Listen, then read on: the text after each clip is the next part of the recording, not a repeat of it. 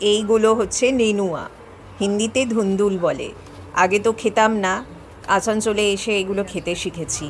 এগুলো কিন্তু ঝিঙে নয়, কিন্তু ঝিঙের মতনই খেতে, তার থেকেও বেশি মিষ্টি। ঝিঙেকে ইংরেজিতে রিচ গোট বলে, আর এগুলোকে ইংরেজিতে স্পঞ্জ গোট বলে।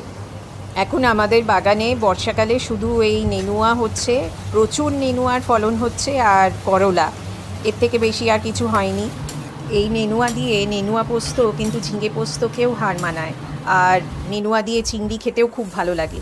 আজকে আমি ছোলার ডাল দিয়ে নেনুয়া বানালাম। কিছুই নয়, খুব সহজ রান্না। নেনুয়াগুলো টুকরো টুকরো করে কেটে নিয়ে ভালো করে আদা জিরে বাটা দিয়ে আর টমেটো কুচি দিয়ে কষে নিতে হবে।